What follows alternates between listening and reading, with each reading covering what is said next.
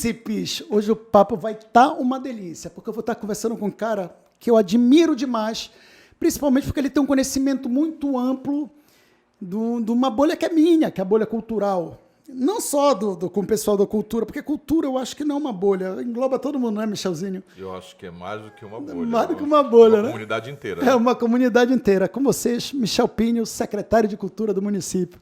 Meu primo, Obrigado. que bacana te ter aqui. Obrigado pelo convite.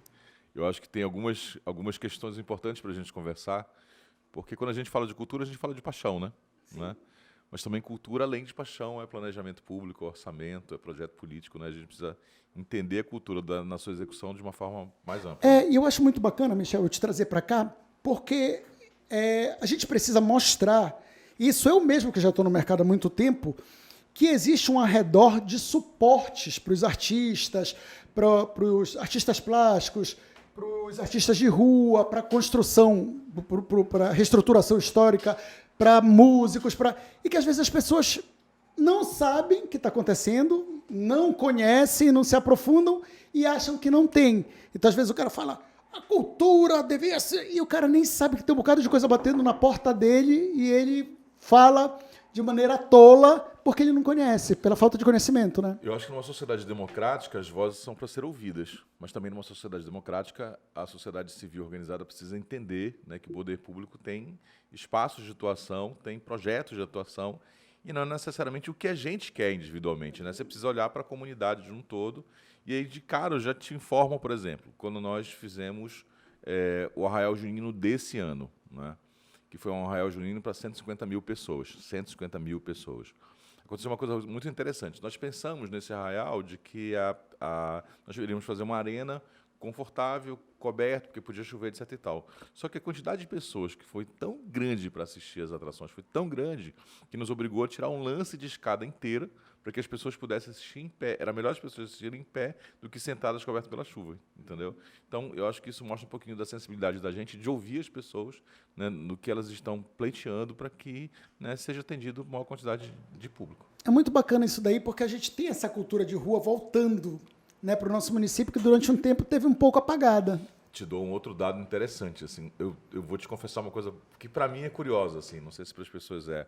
Mas eu sou um historiador de ofício, né? Eu sou bacharelado, sou licenciado pleno e tenho mestrado em cultura da Amazônia.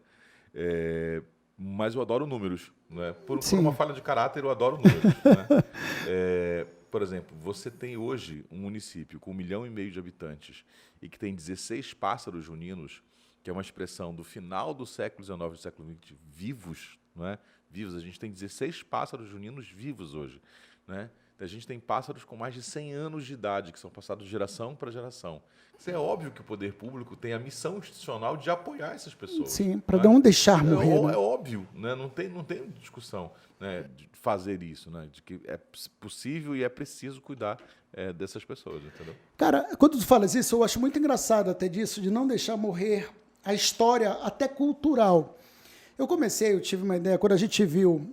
eu comecei a ver lá o Cidade Perdida, que retrata uma coisa da Amazônia, mas a história é contada de uma maneira totalmente diferente do que os nossos bisavós contaram por nossos avós, que contaram. Eu falei, cara, eu preciso mostrar essas mesmas lendas que a gente viu lá, do jeito que elas são mesmo, são lendas amazônicas. Então, talvez o cara pegue aqui o telefone mudo, né? Aquele negócio vai passando de um para um e chega lá totalmente distorcida do que eu acredito que tu conheça de Curupira, Matita Pereira, Mãe d'Água, Boitatá e tal. E aí eu falei, eu vou fazer um musical. Vou fazer um musical contando desde uma Pinguari até pegar todo mundo. Aí Yara, Boiuna e tal, beleza. E aí eu fui fazer uma pesquisa de tudo que já tinham escrito e tudo que já tinham gravado de vídeo, disse YouTube, Google.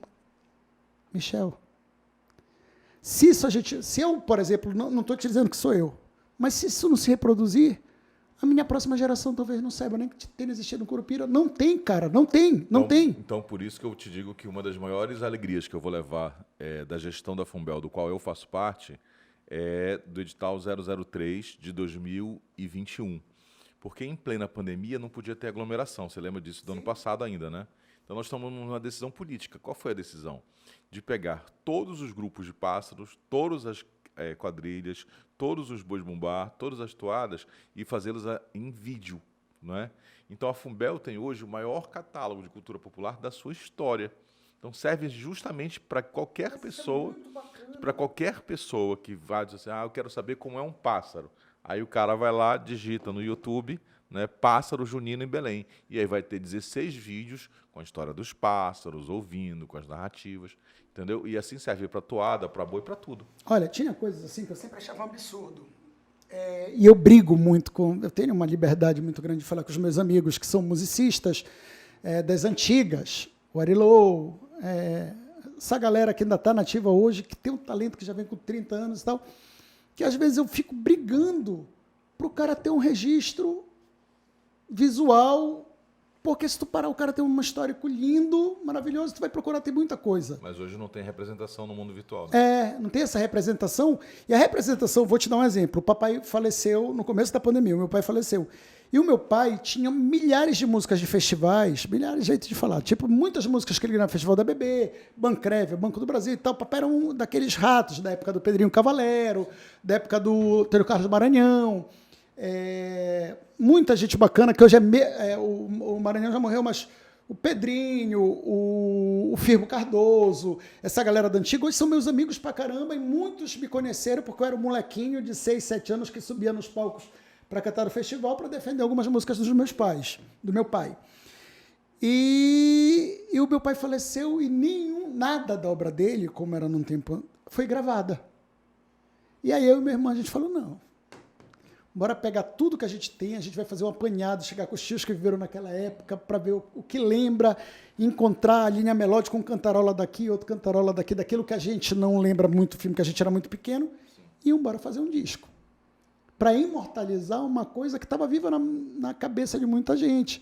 E quando a gente começou a mandar esses áudios gravados de uma história que se passou há 30 anos atrás, 32, cara, eu recebia mensagens de nostalgia da pessoa que essa música embalou meu casamento e eu nunca tinha escutado ela em outro lugar, senão lá na BB, no dia de sexta-feira, ou na seresta que tinha na casa do fulano de tal. Isso é muito bacana, né? A gente ter registros do passado. Porque aí a gente tem uma outra dimensão, né, do aspecto da cultura que é tão importante quanto a história. Né? A história é essa sucessão de eventos que vão construindo uma narrativa na nossa vida. A Fundação de Belém, a Cabanagem, a Adesão do Pará, isso é a história que a gente conhece de forma mais acadêmica ou menos acadêmica. O que você está colocando é uma outra questão, que é a memória, não é? Nos seus mais variados aspectos. A memória individual é essa sua, de filho, ouvir, para a memória coletiva, que é essa música do teu pai, que alcançou mais pessoas, entendeu? Quer dizer, e num período que a gente tem acesso a uma quantidade muito grande de produção que é documentada, essas memórias vão ser fundamentais para contarem a história lá no futuro. Né? Esse disco que você fez com as músicas do teu pai vai ser fundamental para alguém daqui a 20, 30, 40, 50 anos se debruce sobre eles, assim, o que um compositor no final da década de 80, década de 90, falava sobre Belém do Pará. Aí vai lá pesquisar e pode ser uma fonte histórica em relação a isso. Né? Isso a gente tem hoje de uma forma muito direta. Você estava me mostrando antes da gente entrar no ar de uma composição sua num vídeo que vai sair na TV Pública. Já saiu, né? Essa daí já está há 2 anos sendo a música tema do Sírio Então. Não, que vai sair do Sírio, eu vou te mostrar. Do ano passado foi minha da TV Liberal, sim. Desse ano da TV Cultura. Então, você também está construindo uma memória histórica sobre o tempo que você está vivendo, entendeu? E eu acho que essa construção da memória histórica, vou repetir isso, ela é tão importante quanto a história que a gente conta, né? Porque a memória ela tem um poder fundamental de aglutinação, né? Você, como músico, sabe muito bem de quando você está numa festa, você seleciona determinadas músicas para determinados períodos da festa. Quando ela está bombando a festa, você diz, agora eu vou cantar uma música que todo mundo vai ficar louco, e essas pessoas vão lembrar daqui a 10, 20, 30 anos dessa festa que vocês fizeram e tocou essa música que gerou uma memória coletiva. É engraçado, entendeu? Porque acaba sendo crossover, né? de sentidos, de sentimentos. Tem um lance muito engraçado que eu vou te dizer. Quando saiu o livro do Visagem e Assombrações de Belém, do Valci Monteiro, eu fui na noite de autógrafos, fui lá no Paz de Carvalho.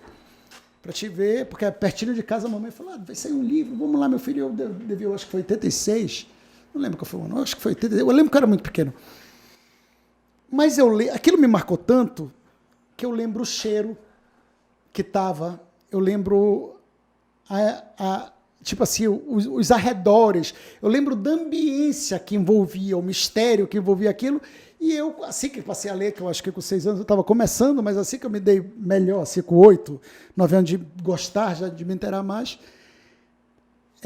eu passei a conhecer mais da história, me aprofundar mais, e junto com a leitura me veio um bocado de coisa nostálgica nesse sentido, de trazer outros sentimentos. Às vezes a música ela te traz uma paixão, te traz um... Então, é o que eu estou te falando, porque eu acho que existe uma sinestesia, né? Além da sinestesia, uma polifonia, né? É. São várias vozes falando na nossa cabeça a partir dessas experiências individuais que nós temos com aquele objeto. Você falou em relação ao Valcir Monteiro, em relação às lendas. A minha memória de lenda, ela não é literária, ela é factual. A minha família, que é a família principalmente da minha mãe, que é de São Sebastião da Boa Vista, no Rio Pracuba, grande. Né? Então, eu toquei lá, Festival do Açaí. Jeito Sim, inocente. em São Sebastião, né? Mas eu estou falando do Rio Pracuba, grande, fica a 12 horas de barco de lá. Né? Longe ainda. Então, fica num isolamento geográfico gigantesco. Eles acreditam piamente que o meu tio Teia, que hoje deve ter quase 73, 74 anos de idade, tio Teia teve um sonho, e nesse sonho indicava que ele deveria cavar uma árvore no pé de uma samalmeira, que lá tinha um baú de ouro. Tinha muitos daí, né? Meu tio foi lá e começou a cavar, e segundo a família, os quatis, que eram quatis encantados, deram uma surra nele e ele teve 3 dias de febre. Quer dizer, isso não está no livro, né? Mas está na minha vivência e está na vivência da minha família, né? Então são várias vozes aí. O que é encantado, por que tem essa história do ouro, que tem a ver com a cabanagem, por que é uma samalmeira, né? Então, quando nós nos debruçamos, né, do ponto de vista acadêmico, sobre essa matéria que é cultura, a gente sempre vai falar sobre memórias de produção cultural que, ao mesmo tempo, são muito individuais e, ao mesmo tempo, são muito coletivas. Para aquela comunidade, todo mundo entende. Hoje, Belém, eu diria assim, teu tio estava doido, mas não estava doido, né? Para aquela comunidade... Vou te dar um outro exemplo em relação à polissemia. Essa avenida cultural que nós fizemos agora, nesse domingo, eu fiz questão de pedir para o Departamento de Ação Cultural que eu queria DJs separados, né? Um DJ do rap, um DJ do hip hop, um DJ do reggae e um DJ dos anos 80. Cara, o DJ dos anos 80 tocou quase 1h da tarde num sol gigantesco. Mas quando começou a tocar as balas dos anos 80, quem disse, cara? Todo mundo foi pro sol, todo mundo foi dançar, todo mundo ficou viajando nessa história num sol gigantesco. Por que isso? Porque isso ativou uma memória coletiva sobre aquele período, entendeu? E eu acho muito legal a gente fazer isso como política pública, entendeu? A gente assumir uma política pública que a gente quer falar das memórias das pessoas. Eu tenho uma visão muito parecida com a tua, assim, e eu tento puxar isso um pouco pro lado musical. Porque eu brinco com meus amigos, que eles falam assim, Guto, tu faz umas músicas, às vezes, que são... com o tempo que tu usas para fazer uma, tu conseguias fazer 5 hitmakers, dessas mais... Não que vão ser hitmakers, mas que tem a mesma forma. E eu falo, cara, o hitmaker, que, do jeito que está sendo usado hoje, daqui a 5 meses, 6 meses, 1 ano, as pessoas não lembram. Vou te dar um exemplo. Um dia desse eu fui ver um show que eu fiz em 2016, 6 anos atrás. Das músicas que eram como se fossem atuais. Cara, tinha música que eu escutava, que eu cantava e que eu não tinha nenhuma memória afetiva. Que eu falava, meu Deus, para onde vai essa música? Eu não lembro. Enquanto Evidências, que tem 30 anos... Então, eu sempre falo assim, às vezes eu acho, minha opinião, tá? Achismo meu, que os músicos hoje eles estão tão preocupados com o imediatismo por causa dessa linguagem de internet que é muito rápida, que eles não querem ver o negócio maturar. Mas aí, deixa eu te colocar uma questão de um historiador ligado à cultura. Eu acho que não é necessariamente isso, mas talvez seja muito mais uma resposta ao mercado, não é? Não, eu também acho que é a resposta ao mercado. Mas também acho que não seja todos os músicos. Acho que uma parcela dos músicos faz isso e uma outra parcela não está nem aí. Eu tô nessa outra parcela. A outra parcela não está nem porque aí. Eu meio que me fórmulas, confundo, entendeu? Talvez eu me confunda, porque eu atendo os dois mercados. Tipo, balada.com, eu tenho que executar, porque como eu estou casamentos, formaturas, eu tenho que executar hype. que Sim. está rolando no momento, Sim. o que está no top 10 do Spotify e Sim. tal. E, paralelamente a isso, eu vivo com a galera da cultura, dos festivais, e é um mundo tão, tipo assim, discrepante, tão... Parece que tem um abismo que, às vezes, chega a ter até um certo preconceito de ambas as partes, que a gente tem que ter todo o cuidado, do músico de antigamente não ter o respeito pelo músico atual, pensando que ele não tem a musicalidade, e do músico atual não ter tanto respeito, porque acha que o cara só faz música de velho. Tem um meio que esse lado do... E que a gente, não, música é música, música, dependendo da história, que eu tenho certeza que vai ter o dia que tu vai querer escutar um Chico Buarque, vai ter o dia que tu vai pro Tecnobrega, e elas falam com momentos diferentes, fases diferentes, e com aquilo que tu quer para aquele momento. Não é isso? Eu concordo contigo e só queria adicionar um pouco mais. Porque hoje você tem um algoritmo, né, que não é algoritmo musical, mas é de inteligência artificial, te indicando o que você deve ouvir. Né? Se você tiver Spotify, por exemplo, eu adoro música, adoro ouvir música. Né? Então eu escuto, em determinado momento para e vai para o aleatório já tem a ver claramente com as minhas curtidas das minhas músicas. Isso é muito ruim, né? Por quê? Porque quando você ia para uma loja de disco, lá nos anos 70, nos anos 80, até metade dos anos 90, né, você ia encontrar um disco, você comprava 12 faixas, não é? E você ouvia as 12 faixas e tinha ali 2 músicas de trabalho da pessoa, 3 músicas de trabalho. Mas você tinha acesso a essas outras faixas. Conhecia o resto da obra, né? Não é? Você conhecia o resto da obra. Né? Conhecia, assim, Flávio Venturini, né? Paulinho Pedra Azul. Paulinho Pedra Azul ganhou um festival da melhor letra, agora o Festival de Orem, junto com o Pedrinho Calado. Então, uma coisa bacana, né? Esse por que eu estou te falando isso, né? Porque são muitos os fatores para você analisar a produção cultural de hoje, né? E não é só música, não. Né? A produção audiovisual da mesma maneira, a produção fotográfica da mesma maneira. Né? A emergência da tela na nossa mão faz com que a gente perca o poder de fruição. Né? Então, quando você vai ao museu e você entra e vê uma obra, você fica lá 3 minutos, 4 minutos, conversando com uma pessoa, olha que detalhe, olha aquele outro, etc. Tal, né? Você está fazendo um poder de fruição gigantesco. Agora, quando você olha uma fotografia e já passa em menos de 3 segundos, você perdeu a sua conectibilidade em relação a ela. Né? Então, isso, de uma maneira geral, o tempo da cultura ele é um tempo diferente. Né? E aí eu vou te dizer, e eu acho que é muito importante o poder público, né, fazer esse contraponto. Né? Então, tem um modelo de TikTok que as pessoas estão oferecendo para fazer um refrão de uma música poderoso em 15 minutos que as pessoas lembrem naqueles próximos 15, 20 dias. Ok, mas o poder público faz um festival de música aberto para qualquer pessoa que você pode escrever desde música instrumental até jazz, até blues, até não sei o quê, porque não é isso que vai ser julgado, entendeu? Mas eu acho muito legal isso daí, porque a internet ela trouxe uma velocidade de informação que, se a gente não frear, por exemplo, o poder público mesmo não der uma freada e ter esse contraponto, daqui a pouco ninguém conhece nada de nada, porque a pessoa, ela é aquela música do Titã, né? A melhor música dos últimos tempos da última semana. O melhor sucesso brasileiro de músicas americanas. Assim, tá tendo esse lance do cara, o TikTok, ele faz assim, tu escuta 10 segundos, é que é muito legal. Já foi. Sim. E aí tem que ter esse contraponto para a gente poder trazer, porque isso daí, de certa forma, ele deixa... Você fala isso, eu falo isso, mas eu queria avisar que eu também tenho TikTok. Procura Michel Pinho lá. Você não vai me ver fazendo dancinha, mas você vai me ouvir falar sobre a história de Belém lá. Então, eu acho que é bacana fazer as subversões, sim, não é? Sim, não é importante fazer bacana. subversão? Então, no TikTok todo mundo faz, todo mundo não, uma parte grande das pessoas faz as dancinhas, faz as músicas. Eu utilizo para falar da história de Belém. É muito bacana quando a gente consegue trazer... Olha, minhas filhas, por exemplo, eu sempre tento fomentar teatro nelas. Levá-las, e elas amam. Elas foram apresentadas. Eu acho que tem muitas crianças hoje em dia que, com esse lance de deixar o celular na mão e tu ter acesso a tudo, tu perde essa conexão com coisas que tu deveria, natureza, brincar com o pé na areia, empinar uma pipa. O celular está recrutando as pessoas mais que as próprias amizades. E às vezes a gente mesmo tem que se dar esse peso, porque eu não falo só delas. Às vezes a gente está numa mesa que eu estou jantando com a família, está cada um com o celular. E a gente tem... É engraçado isso daí, né? O quanto a velocidade da informação ela pode interferir no contexto geral. Eu acho que é isso também. Mas eu te digo que tudo é relativo, né?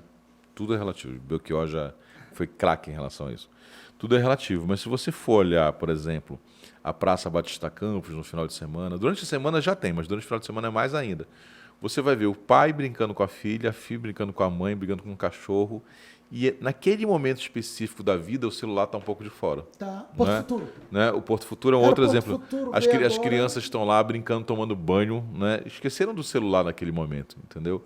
Então, a gente precisa também ter um pouquinho de diálogo, dizer assim, olha, não é nem tanto ao mar, nem tanto à terra. Eu acho que tudo precisa ser um pouquinho comedido para que as pessoas possam fazer isso, né? Mas das pessoas apresentarem esses outros. Sim. Porque se tu pega a Praça Batista Campos, que é um número, se tu for botar percentual, tu que gosta de números, eu também, é um número ínfimo. Vai ter o pai que vai falar, domingo, tô cansado, porra, dá o celular pro moleque. Sim. Entendeu? E às vezes esse pai não nota que passou o ano todinho e ele não foi nenhuma vez na Batista Campos, ele não foi nenhuma vez no Porto Futuro, ele não foi nenhuma... E a gente tem que ser aquele agente motivacional, que eu digo assim, de... Eu queria te fazer um desafio da gente pensar na nossa infância, né? Na nossa infância, eu acho que foi nos anos 70, a minha foi final de 70, início dos 80. Meu início de 80. Né? Nessa... Aparentemente ele está muito mais novo do que eu, mas eu... Nada disso. Na nossa infância, né? A infância antes das redes, antes do eletrônico, né? Fomos viver o videogame um pouquinho mais tarde, né? Tu vai ver que a relação comunal da cidade era muito mais viva, né? A gente brincava de bola na rua, a gente... Peteca, bolinha de gude, peteca, pipa, elástico. Né? Então, isso não pode ser saudosismo, né? Porque não dá mais para brincar na rua, né?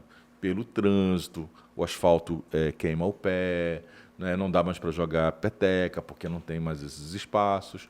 Mas nós temos que inventar outros espaços de sociabilidade onde essas crianças possam ter uma vida mais comunal, né? Aí vem a importância da escola, né?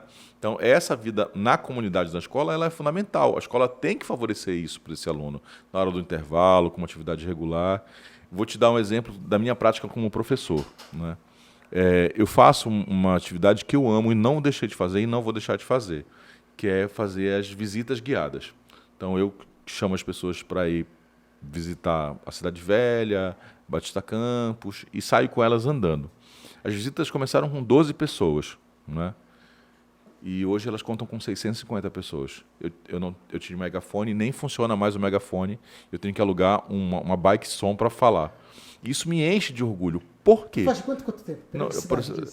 Eu fiz ano passado 2 ou 3 vezes. Né? Fiz chama, 2 ou 3 tô vezes. Doido para ir. Tá? Já não sabia. O próximo vai ser sobre o Sírio. Vou estar lá. Vai ser sobre o Sírio do século XIX. A gente vai falar sobre o Largo do Redondo, a Avenida Nazaré e a construção da Basílica, no local.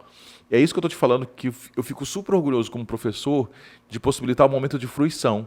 Porque quando na sua vida você vai sair, andar pela cidade, ir para a praça, comentar com uma série de pessoas que estão ao redor sobre aquelas características, olhar a construção da Basílica e descobrir, por exemplo, que a Basílica, uma parte dela foi toda doada, né, por pessoas que os nomes ainda estão lá para que a gente possa ver.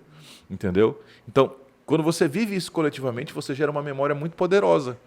Entendeu? E assim, a gente já foi para Cidade Velha, a gente já foi para a Igreja da Sé, foi para Santo Alexandre, Forte do Presépio. Enfim, tem uma quantidade gigante, entendeu? De ações dessas para gerar esse sentimento de pertencimento, entendeu? É muito bacana isso, Michel. Eu acho que assim como tu, eu sou um amante nato da minha cidade, do meu estado. No Jeito Inocente, eu tive a possibilidade de conhecer muitos municípios. Eu rodei diversos municípios tocando com o Jeito Inocente. Coisa que com balada eu atendo mais, pode ficar à vontade, príncipe. Coisa que com balada eu atendo muito mais o Belém mesmo. Não atendo tantas outras localidades, ou quando atendo são as cidades mais polos, que tem os casamentos maiores, tipo Paragominas, Castanhal, algumas vezes Capanema, Santarém eu faço muito, mas aquelas cidades maiores, Marabá. As menorzinhas eu chegava através dos prefeitos. Olha a quantidade de gente, cara, que bacana. Muita gente, né? Depois vou dar a foto. A gente bota ali para o pessoal ver na edição. E aí, cara, o nosso estado, ele tem uma riqueza que eu te juro, do mesmo jeito que eu falo assim, que não existe cidade no mundo com uma beleza natural igual a do Rio de Janeiro, eu não vi isso, no mundo tão diversa a beleza natural, beleza cultural igual Belém, Pará, no caso. E aí eu queria te fazer essa referência, assim. Eu nasci na Maternidade do Povo, né? Morei 2 anos em Belém do Pará, ali nos Covões de São Brás, né? Numa casa de madeira que minha mãe criava galinha embaixo, tem uma história bacana em relação a isso. Depois meu pai achou um terreno lá em Marituba. E eu vivi os meus 2 até os meus 22 anos em Marituba. Então as memórias que eu tenho de Belém, né, e que me fizeram gostar tanto da cidade, é sempre quase um olhar de alguém suburbano e estrangeiro. Porque eu não vivia Belém, eu vivia Marituba. Então eu vinha para cá e disse assim, vamos lá embaixo para a gente comprar tecido, comprar material escolar, comprar roupa. A gente pegava Marituba Centro, descia ali atrás do Antônio Lemos, saía andando pela 13, até chegar ali a João Alfredo e olhava aquelas lojas todas. Então aquilo era muito diferente para mim. Eu lembro, entendeu? eu tenho uma memória afetiva muito grande com a Lobras. Desculpa, só um Sim, parênteses. sim. E que eu lembro que na Lobras era uma loja muito grande, tipo americana, uma visão da vida para molecada mais nova. E que tinha uma fonte lá no meio. Com puraquê. Com os puraquês, com umas Puraquê. enguias. Se o moleque botasse a mão Mas lá, eu tenho podia morrer, eu tenho uma outra memória. Além dessa história da Lobras com puraquê, as lojas americanas só existiam uma onde era na Presidente Vargas, ali do ladinho do Bradesco. Né? Sim. E nas lojas americanas tinha uma coisa que não tinha em lugar nenhum, que era hot dog. Né? Então você ia para as lojas americanas e fazia um lanche de hot dog com refrigerante. E aquilo era muito diferente para mim, entendeu? Muito diferente. E, obviamente, isso cria em cada pessoa um eco importante. No meu, criou uma dependência emocional, afetiva e gastronômica de comer besteira na rua. Quer dizer, vou te dar um exemplo. Quando eu estou muito estressado, não tem muita coisa para fazer, quando o negócio está muito enrolado, eu fujo do trabalho 10 minutos. Aí eu vou lá no Jurunas, tem o salgado do Pio.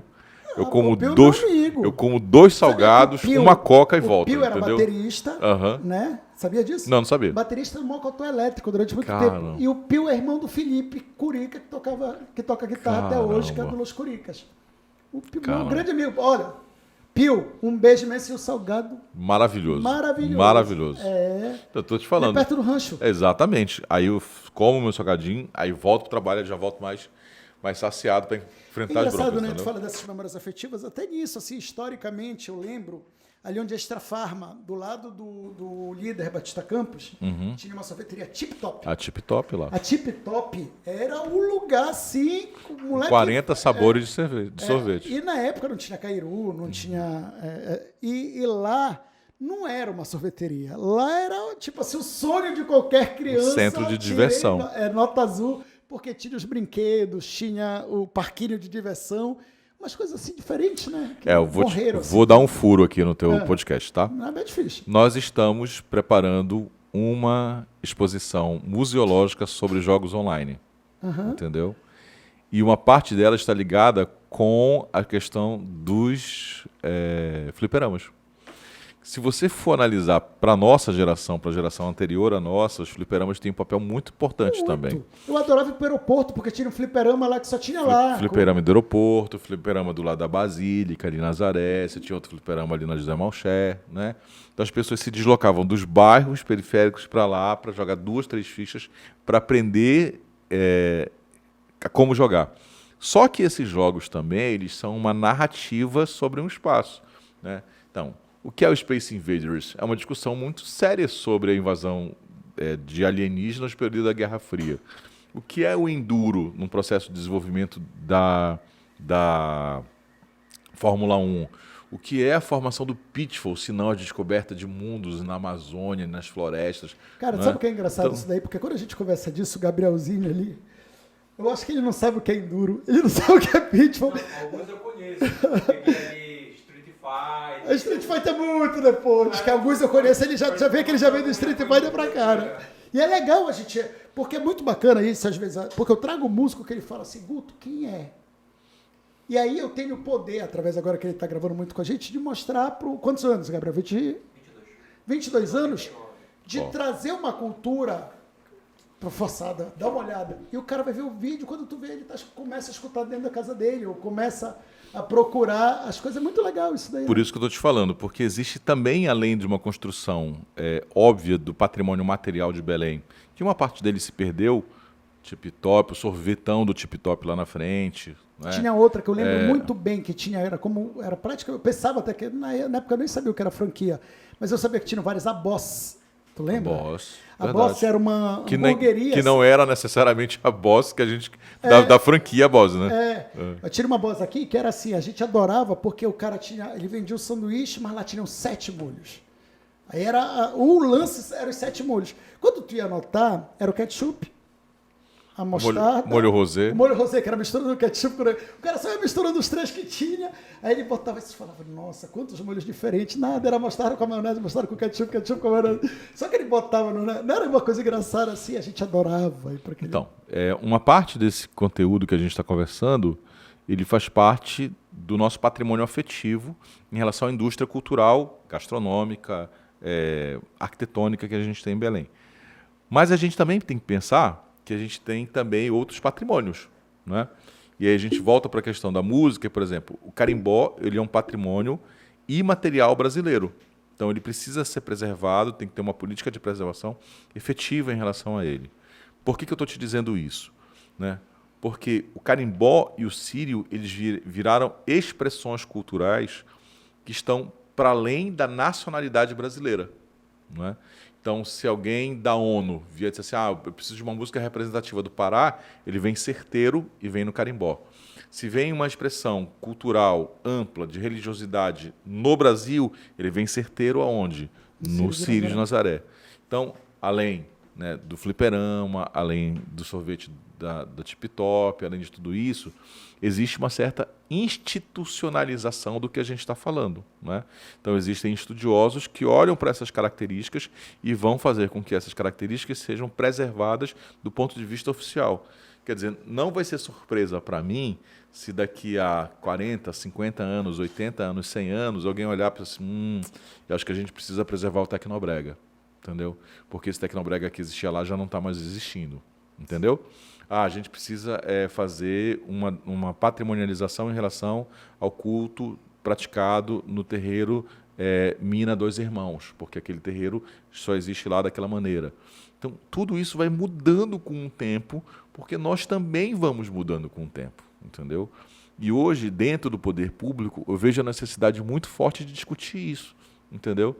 Então, o que é a música pop dos anos 80 e dos anos 90? Será que ela merece patrimonialização? Né? Será que a música erudita, produzida no Pará pelo Tó Teixeira em 1890, 1920, 1930, será que merece patrimonialização? Eu acho que sim, por uma série de características. Vou te contar um segredo. O Tó Teixeira era amigo do meu avô. Caramba! Amigo do meu avô. O Tó Teixeira escreveu manualmente ele faz isso. uma valsa para piano para minha mãe. Nossa, tu tens? A mamãe tem guardado, já procurou, uma hora vai aparecer. Gente, mas ela tem a memória porque o meu avô comprou um piano de armário naquela época. Eu comecei a tocar piano porque tinha um piano na minha casa, na sala da minha casa, e meu avô comprou um piano para minha casa para o Tó Teixeira. Tipo assim, porque como era amigo, por influência, aí ele comprou o piano. Tipo, a mamãe não sabia, aprendeu também a tocar piano, mas como ele tinha um amigo pianista, ele achava a coisa mais linda do mundo e tal. Olha, então, bacana. E é isso que estou falando. Para quem tem 22 anos, para quem tem 30 anos e não ouviu o Tó Teixeira, eu acho que é dever do poder público oferecer isso. Né? É dever do poder público. Olha, existia um compositor negro, pobre, morador da periferia, que produzia incessantemente, né, que tem uma marca cultural nessa cidade e tem uma produção diferente. Escuta isso aqui, entendeu?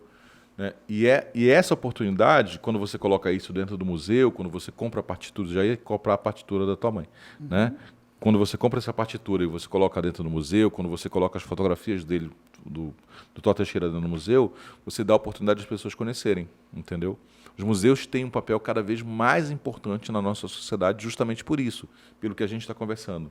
O celular é 10 segundos, porque a foto é 15 segundos, mas o museu não. O museu está lá para sempre, entendeu? Essa foto está lá para sempre para ser admirada. Olha, eu ganhei um presente, que eu brinco às vezes que Deus é muito generoso comigo, mas muito, muito.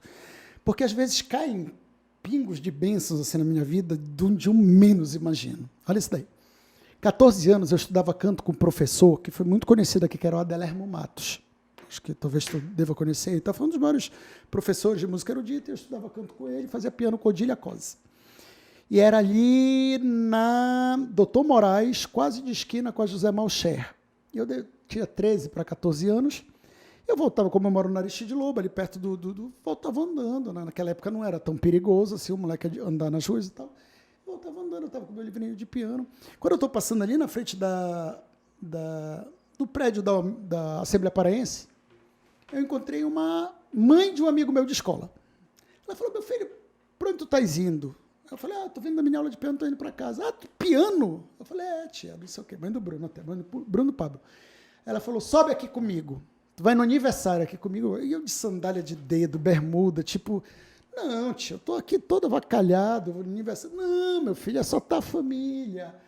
Tu vai tocar piano nesse aniversário, tu vai fazer lá, tu vai tocar uma música no piano. Eu falei, não, tia. Ela falou, vai que tu não vai te arrepender. Adivinha para onde ela me levou?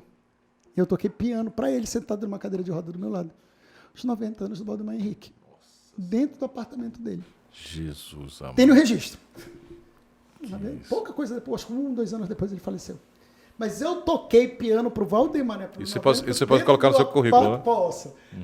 Eu lembro até a música que eu toquei, que foi Ave Maria. Então, é aí que eu tô te falando, né? Não tem problema nenhum dessa meninada ouvir TikTok, ouvir funk, não tem problema nenhum problema com os meninos da periferia fazendo os seus tecnobrega, fazendo, né, os seus melos, não tem nenhum problema. O problema é que você não pode ficar só nisso, né? Você tem acesso a isso, mas também tem acesso a outras linguagens, entendeu? E essas linguagens vão fazer com que você tenha uma visão mais larga da produção cultural.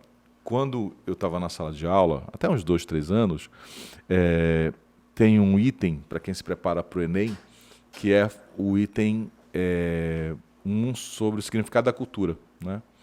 E aí normalmente preparava uma aula e deixava para o final uma surpresa. São normalmente alunos de classe média alta, muito avessos à cultura da periferia. E aí eu perguntava se eles já tinham escutado o Pet Shop Boys. Você já escutou o Pet Shop Boys? Beleza. Pet Shop Boys são um dos pais, né, da música pop, eletrônica dos anos 80. E aí, a gente conhece, tudo bem. E aí colocavam um tecnobrega. Aí eles faziam um cara feio. Isso a gente não gosta. Tá bom, então vou mostrar uma coisa para vocês. E aí colocavam um DJ paraense, né, que é o Valdo Quest, que foi para a Inglaterra e mixou um disco inteiro do Pet Shop Boys. E aí a música do Pet Shop Boys não é nada mais, nada menos que um tecnobrega. E eles ficavam enlouquecidos, porque dava um curto-circuito na cabeça deles. Então, o que vocês estão percebendo? Que existe um conceito chamado circularidade cultural. E esse conceito de circularidade, que para vocês aqui, para a classe social de vocês, isto não tem valor. Mas para os ingleses que adoram música eletrônica, veem características tão especiais dessa música que resolveram fazer isso em escala musical. Entendeu? Aí fica todo mundo doido. Cara, mas eu sinto muito isso, sabe? Quando tu vê que muitas vezes o Sebastião, ele tinha o Lucas Imbiriba, que é o meu amigo pra caramba, assim, sou um fã dele, a gente se cruza, ele é primo da Bia Dourado, que é uma menina que fez uma música que está até passando na Liberal agora, que foi pro The Voice Kids.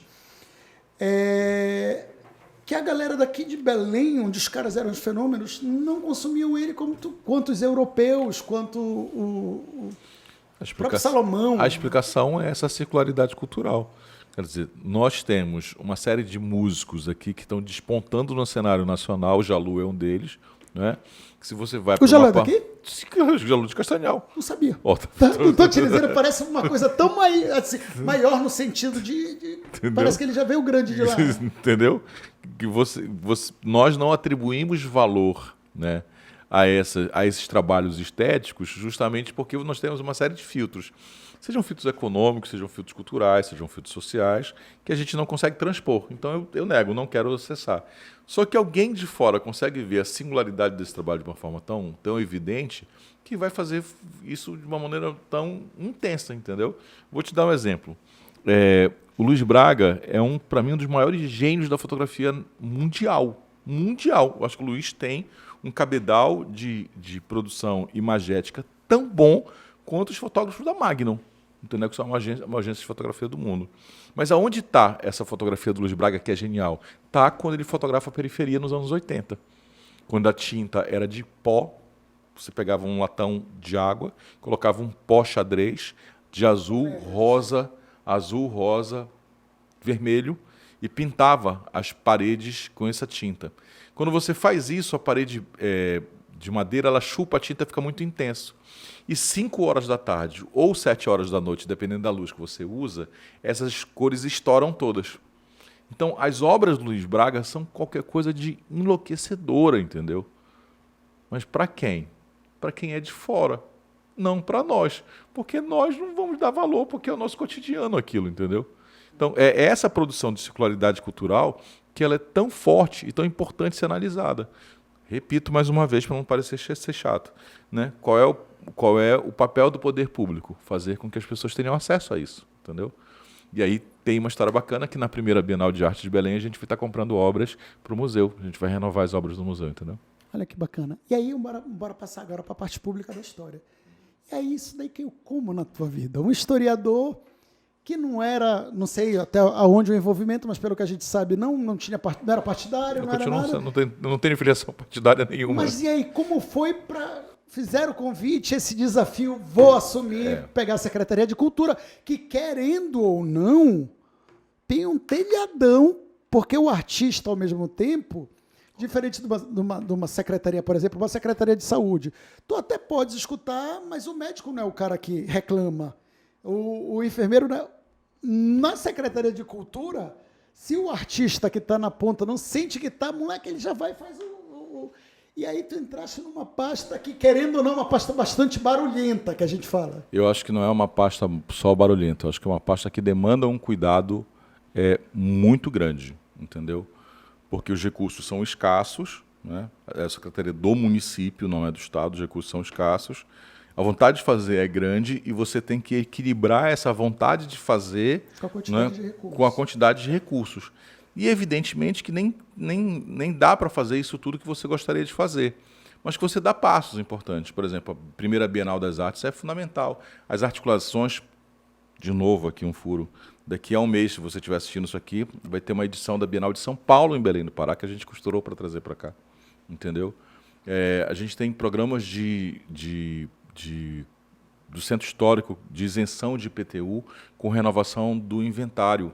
Não é feito há 30 anos. Né?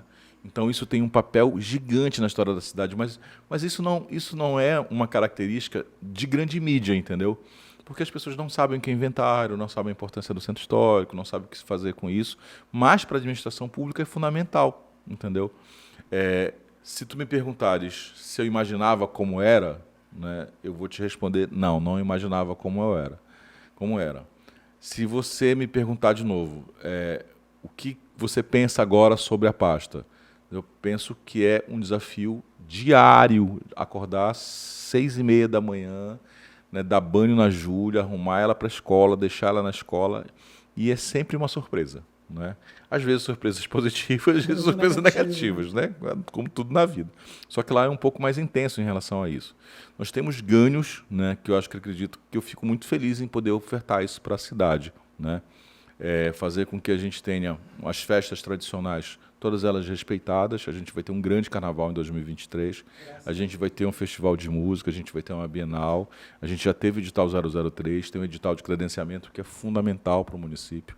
O músico que ele quiser, ele se credencia e a gente vai lá, chama ele, já paga. Né, aprendi nesse ano, isso daí tu acredita? Que agora, olha, já estou com balada e com kids lá, agora mas aprendi esse ano. E sabe o que eu acho engraçado, Michel? Eu acho que o lance da política pública ela é interessantíssima, mas ao mesmo tempo eu sinto uma barreira de comodismo dos meus amigos. Por quê? Porque quando eu vi que fazia isso, até o Renatinho, beijo, Renato Lu, eu virei para o Renato e ele falou, pô, Guto, me ajuda. Porque às vezes a gente quer uma programação diferente, quer um samba e não tem, quer e não tem. Isso é a coisa mais fácil do mundo. E aí eu saí recrutando meus amigos. Sabe quantos foram lá? Sim, nenhum. Nenhum. Tá vendo? Então. Ainda teve gente que virou para mim e falou assim, Guto, não, pelo amor de Deus, eles pediram um negócio de FGTS que o cara vai ter que ir para a Caixa. Eu falei, qual o problema do cara ir lá na Caixa tirar o... Mas, tipo, aquele negócio, o cara tá tão acostumado com a informalidade, que também é uma maneira da gente... Porque não é o dinheiro do presidente, é o dinheiro público, Sim. não é? Então eu preciso assegurar que Não, tá certíssimo. quem vai receber tá kit com as esferas de poder. Sim. Né? Senão eu estou incorrendo num erro de improbidade que, na verdade, quem me pagar sou eu, entendeu? Mas eu não estou falando nem do poder público de cobrar, tem que cobrar esse negócio. Eu estou falando do próprio músico, dele ser tão acomodado, da gente tentar quebrar isso nele, dele ser tão acomodado que, não é só chegar e tocar? Não, então não quero. Sabe como é? Tem aquele lance, aí às vezes o cara chega, por exemplo, vou te dar um exemplo. Bora botar aqui, só ilustrar. Ilustrar, não é isso, gente, não é isso. Mas bora botar que a única banda baile que tenha lá, que toque tudo, seja o Guto. Tá? O único cara que se cadastrou, que tirou os documentos. Aí tu tá precisando 4 vezes de banda baile no ano.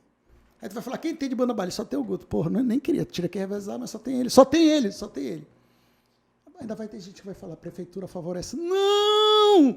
É porque não tem. Às vezes o cara ficava falando assim, a prefeitura só bota grupo de carimbó. Bicho, se tu veres a quantidade do pessoal de carimbó que vai lá e faz tudo bonitinho e se inscreve. Não é verdade?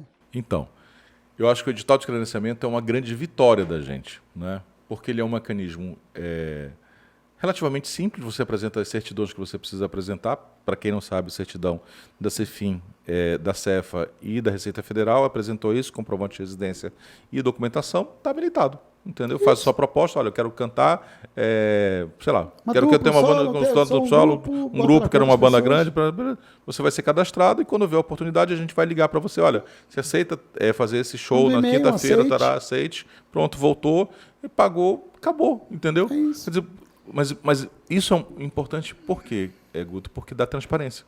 Entendeu? Mas sabe o que eu acho legal? Porque eu estou aqui para quebrar justamente aquela barreira de achar que o poder público... Não, cara, o poder público ele está para todos. Mas ele tem normas e regras que ele tem que cumprir. E a gente tem que se adequar às normas e regras. É porque tem muita gente, sabe, Michel, eu percebo isso no meu, que eles tentam que tu te adapte à realidade deles. É aquele comodismo de, se eu tiver que sair da minha zona de conforto, e aí o cara reclama.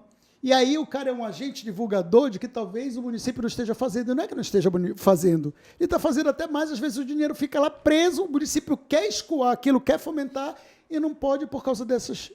Eu vou te dar uma informação que eu acho que é bacana. Nós vamos fazer uma Bienal de música, Bienal de arte, basicamente com credenciamento, entendeu? Então, teatro, dança, circo, contação de história, está tudo contemplado dessa maneira. A pessoa foi lá, se credenciou, até credenciou, você aceita, então vai para a Bienal, entendeu? Olha, eu acho que é importante. E quem está fora da Bienal desse ano, se cadastre para estar na outra. Bora lá, minha galera, bora lá, meus músicos, bora se cadastrar e bora fazer esse sincronismo com a prefeitura, porque está fazendo um trabalho maravilhoso. Voltando, tu era um historiador e aí recebeste o convite do prefeito. Recebi um convite do prefeito e sentei naquela cadeira no dia 2 de janeiro de 2021. E aí a minha vida mudou completamente. Uma novidade completa. Completamente. O cara está numa sala de aula, tem o conhecimento de muita coisa. Então, mas eu sou professor há 23 anos, né? Então, você já tem um norte de tudo. Você acorda, né? Você vai falar de que hoje? Já está tudo preparado, etc e tal. Agora a matéria é operacional, tá? Mas eu vou te dizer isso, eu acho que o desafio de estar na frente da Funbel é, primeiro, transformar a Funbel num elemento de discussão pública. Eu tenho muito prazer de dizer isso. A Funbel nunca teve rede social, a Funbel nunca teve Instagram, a Funbel nunca teve Facebook, a Funbel nunca teve Twitter, nunca teve nada. E hoje a gente se comunica com 71 mil pessoas mensalmente. Cara, uma coisa que eu tenho muita dúvida, Sim. que na minha época era muito presente, o que aconteceu com a Lei Tó Teixeira? Boa pergunta. Por isso que a gente estava falando de Tó Teixeira há 10 minutos atrás, né? A Lei Tó Teixeira, ela sofreu um processo de desgaste muito grande em relação às denúncias que ela recebeu, né? Então, para publicar ela, precisa arrumar, né? E a gente está... As denúncias? Sérias, bastante sérias em relação a uma malversação do dinheiro, desvio de finalidade, etc. E tal, tá? Então, o que vai ser feito? Para que a gente não tenha nenhum problema em relação a isso, a gente precisa analisar a lei, é o que eu vou fazer na próxima semana já reuni com o gabinete para analisar a lei, para publicar essa lei revisada para 2023, para a gente casar com 130 anos do Tó Teixeira. Olha, entendeu? Que bacana. Porque uma coisa que a gente vê, hoje a gente já tem tanta dificuldade, né, o cara que tenta fomentar a arte, e era um braço, municipal muito grande para muitos artistas. Você tinha um problema sério com a Lei Tó Teixeira, que é que você precisava ir ao setor privado com o pires na mão para pedir anuência em relação ao seu projeto, né? Eu acho que isso não funciona, tá? Não funciona. Então, a minha expectativa é que a gente faça o aporte diretamente. Você tenha o seu projeto verificado por uma comissão, seja aprovado e seja fundo a fundo. Fundo do município para você. Nesse sentido, eu converso com outra ponta. Uhum. E eu vou te dizer muitos, porque eu trago também para semear, que já é o cunho Estado. Eu acho que o lance da Tó Teixeira, o aporte particular do recurso, ele não funcionava porque a maneira como era debitado esse tributo era ínfima perante o que o cara tinha dado de lastro. Vou te explicar isso, trazer isso daí de uma maneira mais, fazendo uma analogia melhor. A cada 100 mil, vou trazer para semear, que era um reflexo da Tó Teixeira maior quanto os impostos, que era ICMS, Tó Teixeira era IPTU e ISS, né? A cada 100 mil que tu aprovas numa semear, tu podes abater, antigamente era 80% disso em tributo e 20% o cara tinha que financiar. Sim. Aí viram que os empresários não estavam entrando. Os empresários não estavam entrando, eles achavam que era porque o cara tinha que tirar 20 mil do próprio bolso. Aí diminuíram isso para 5%. Então, a partir de agora, tu tens o crédito de 95% e o empresário só entra com 5% do próprio bolso. Aí, beleza. Aí o empresário paga 30 mil de ICMS. Aí ele vai lá, olha, pô, eu tô com um crédito aqui de 95 mil, como é que eu faço para debitar? Por mês, tu tira 5% ou 3% disso daí. Então, às vezes, o cara fazia uma lei que ele patrocinava 100 mil e o crédito dele ficava para ele bater em 12, 15 anos. Aí o cara falou, bicho, não vale a pena, eu estou emprestando dinheiro para o Estado com juros altíssimos, porque eu estou me descapitalizando, eu estou botando 200 mil, 300 mil, 400 mil meu no fogo, para o cara, na hora que eu tenho que debitar, eu tiro 3% daquela parcela pequena de ICMS que eu já pago. Então, por isso que, no meu entendimento, deve ser fundo a fundo, né? Ou aumentar, né, a parte de... Deve ser direto do fundo municipal para o fundo do projeto, direto sem intermediário do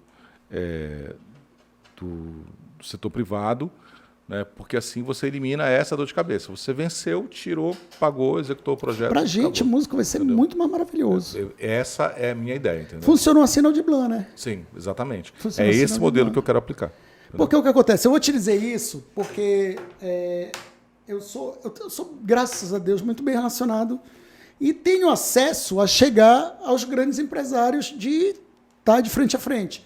E eu tive uma reunião até há pouco tempo com o empresário de um grande supermercado daqui. Ele falou, Guto, cara, eu tô doido para te patrocinar. Doido para entrar. Mas vem aqui, bora, chama o contador lá.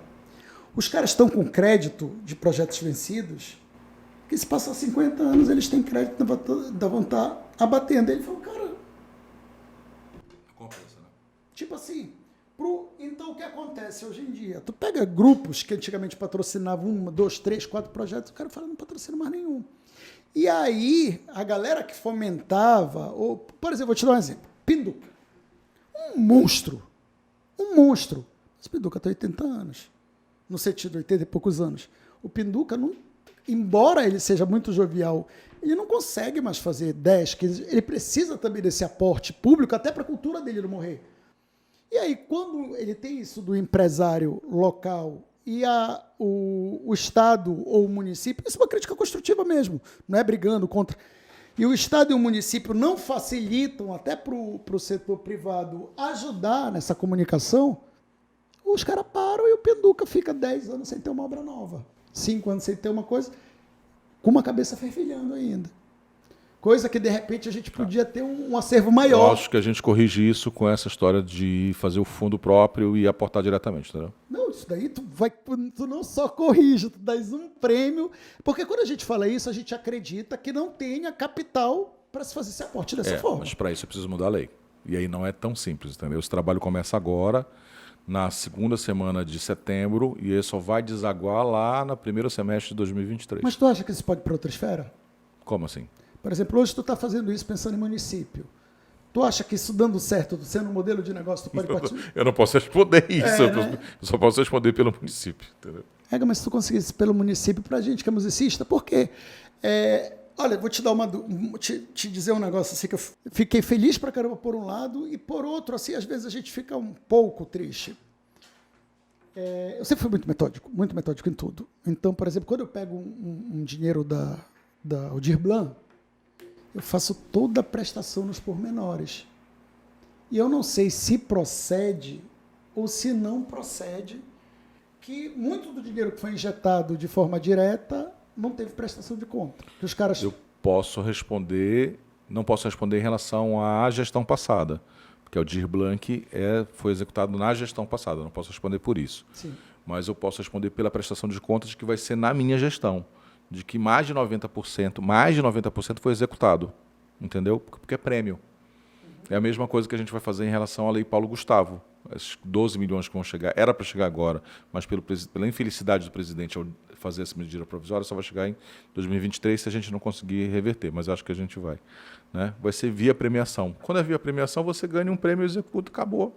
Né? Fica muito mais fácil você auditar. Eu não tenho no município, eu não tenho essa informação, tenho uma informação contrária. Tenho que mais de 90% dessa documentação está tudo ok. Maravilhoso, porque o que acontece num negócio desse? Minha opinião. Quando a pessoa pega esse dinheiro capital, como tu estás falando da tua Teixeira, e ele não faz essa prestação, automaticamente fica muito mais difícil, não só para ele, acaba se criando um estigma de que, de repente, aquele modelo não funcionou. Ele vai ter que se ver com o Tribunal de Contas do município, não é com a Funbel, entendeu? Então, aí a situação é muito mais grave, uma falta de prestação de conta. Devolver o dinheiro, porque ele pegou o dinheiro. Vai ser glosado, não gosto nem de imaginar essa situação, entendeu? A Funbel cumpriu a sua obrigação em relação a passar, fez a documentação normal, mas se não prestar conta, essa pessoa está enrolada o resto da vida. Qual era o meu medo? Que eu te digo isso. Que, de repente, o Guto faça tudo direitinho, ano que vem não tenha lei, como não parou de ter a tua Teixeira, por causa de ratada e que isso venha prejudicando ratada da ponta. Não vai acontecer isso. Mas tu entendeste o que eu estou te dizendo? Porque não vai glosar a instituição, entendeu? Glosa quem não fizer a prestação de contas, entendeu? A instituição está preservada em relação a isso. Não, quando eu te digo isso, né, falando da instituição, mas, por exemplo, a tua Teixeira parou, porque teve teve o entrave de repente, acontecer a mesma coisa com o projeto de lei pelos mesmos motivos. Não vejo esse perigo. Não tem esse perigo, né? Não vejo nenhum. Graças a Deus. Cara, deixa eu te dizer um negócio. Foi maravilhoso te ter aqui. Eu acho, olha, futuramente, assim que sair a Bienal, assim que sair, a gente vai ter que marcar daqui a um semestre daqui, porque tem muito papo para bater. E eu vou te dizer, você que ainda não conhece o secretário de Cultura, redes sociais aí, Michel? Michel Pinho. Michel Pinho, mais fácil que isso, hein? E olha, o cara é um historiador, tem TikTok. Daqui para um mês eu vou pelo menos fazer uma para chamar antes da história. Corre esse risco, Michel. Já tá bom de história pra caramba, né? Gente, eu vou dizer um negócio. É um cara que é difícil de trazer gente do setor político e que a gente avalize, principalmente eu que atendo também, sou muito apartidário, porque às vezes tu acha que se tu avalizar alguém, o outro lado pode achar que tu tá tomando partido. O cara é uma competência. O cara, eu tô dentro da cultura, eu vejo as coisas fervilharem, eu vejo as coisas acontecerem e eu só sou grato pela tua gestão. Obrigado. Eu acho que é um imenso desafio, Guto. Eu acho que a gente divide uma série de paixões. Paixão pela música, paixão pela cidade, paixão por conhecer. Vejo que você é um cara extremamente curioso em relação ao mundo. Eu acho que isso é uma dádiva que a gente carrega. E eu acho que fazer esse espaço, um espaço de diálogo aberto e franco, só quem ganha é a coletividade, é a sociedade civil. Vamos para cima, olha. Tá bom? Se cadastra, que tem muita coisa boa. E olha, você que quer conhecer um pouquinho do que está rolando, qual é o Instagram da... @Fumbelcultura no Twitter, @Fumbelcultura no Instagram e Fumbelcultura no Facebook. Não tem como perder. Ver o pod, hein? Michel Pinho.